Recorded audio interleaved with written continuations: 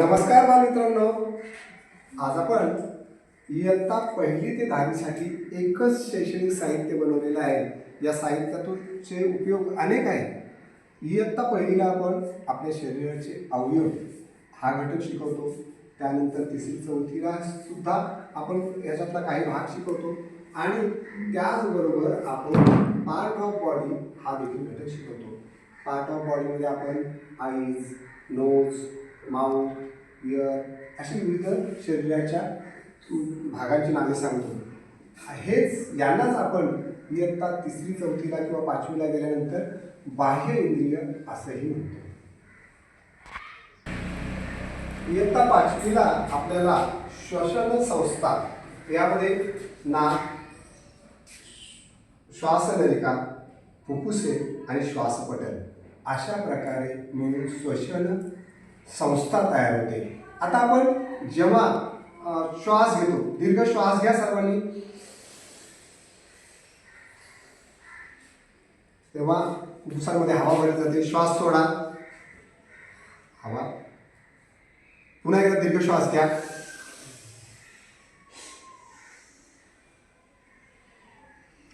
हीच क्रिया सातत्याने करा.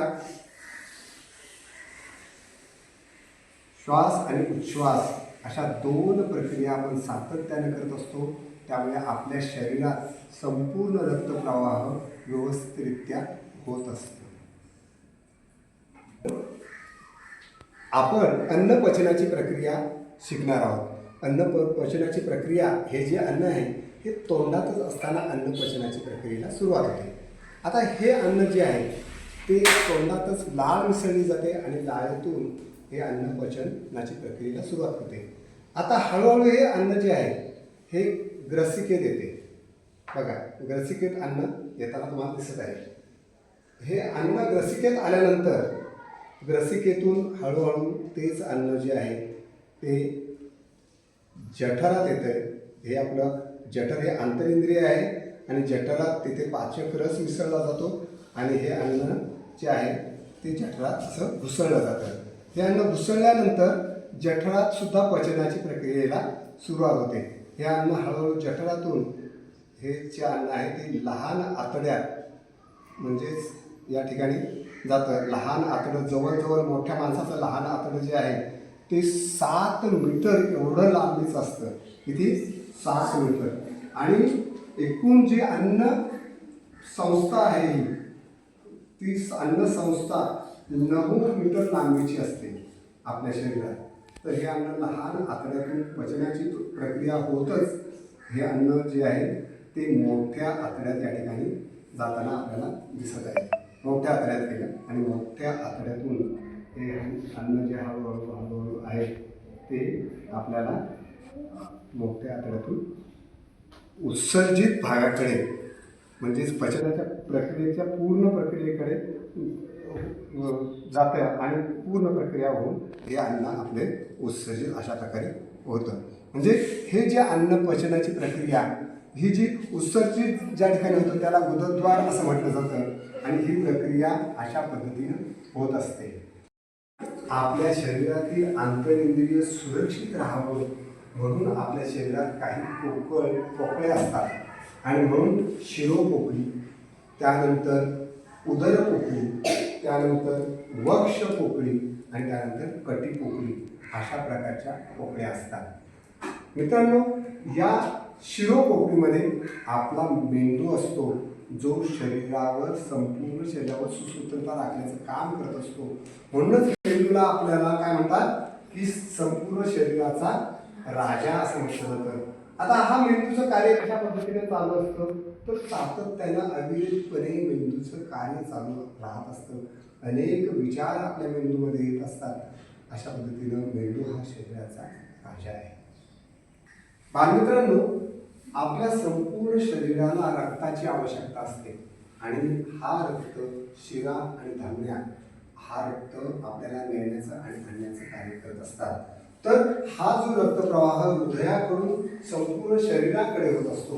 आता हृदयाकडून, हे हृदय आहे आणि या हृदयाकडून संपूर्ण शरीराकडे रक्तप्रवाह जात असतो आणि पुन्हा एकदा हाच रक्तप्रवाह काय होत असतो, अशुद्ध रक्त पुन्हा हृदयाकडे नेला जातो आणि हृदय पुन्हा ते शुद्धीकरण करून आपल्या शरीराला पोहोचण्याचं काम करत असतं.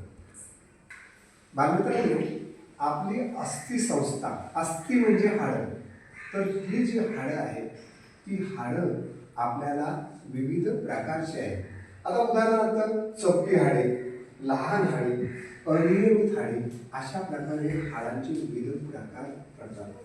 आणि ही जी हाडं जी आहेत ती हाडं आपल्या शरीरात विविध प्रकारे जोडलेली आहेत आणि त्यामुळेच आपला शरीराचा हा जो सांगाडा आहे तो तयार होतो. आपल्या जर हाडाला एखादा फ्रॅक्चर झाला तर आपण त्याचा एक्सरे काढतो, म्हणजे क्षकिरणाची प्रतिमा काढतो. तर हा क्षकिरणांचा शोध जॉन जेन या शास्त्रज्ञाने लावला. पूर्ण श्वास घे, फुफ्फुसे फुगतात, सार्थक श्वास सोड, फुफ्फुसे आकुंचन पावस. प्रसाद रक्त विसरणाची संस्था अशा प्रकारे होते. हृदयाकडून रक्त शरीरात येते, शरीरातून रक्त हृदयाकडे जाते. हो का? इयत्ता 4थी पासून छत्रपती शिवाजी महाराजांचा इतिहास सुरू होतो आणि हा शिवाजी महाराजांचा इतिहास जवळजवळ आपण इयत्ता 8वी पर्यंत शिकत असतो. तर संतांची कामगिरी, भागवत धर्माचा जो प्रसार केला तो संत नामदेव, त्यानंतर संत ज्ञानेश्वर, त्यानंतर संत एकनाथ, त्यानंतर संत तुकाराम, त्यानंतर समर्थ रामदास, त्यानंतर शहाजीराजे, त्यानंतर शिवाजी महाराजांचा जन्म झाला तो शिवनेरी किल्ला, त्यानंतर वीरमाता जिजाबाई आणि त्यांना गोष्टी सांगत असताना, त्यानंतर शिवरायांचे शिक्षण दादोजी कोंडदेव, त्यानंतर स्वराज्य स्थापनेची प्रतिज्ञा रायरेश्वराच्या मंदिरात घेतलेली, तोरणा किल्ला जिथं तोरण बांधलं, त्यानंतर रायगड, त्यानंतर शिवराय आणि अफजल खान यांची भेट, बाजीप्रभू देशपांडे, शाहिस्तेखानाची खोड आणि पुरंदरचा तह, मुरारबाईचा पराक्रम, आग्र्याहून सुटका, त्यानंतर तानाजी मालुसरेचा पराक्रम आणि शिवरायांचा राज्याभिषेक, त्यानंतर जे जलदुर्ग आहेत ते सिंधुदुर्ग आणि विजयदुर्ग, अशा प्रकारे छत्रपती शिवाजी महाराजांचा इतिहास संपूर्ण एकाच साहित्यातून मांडण्याचा प्रयत्न केला.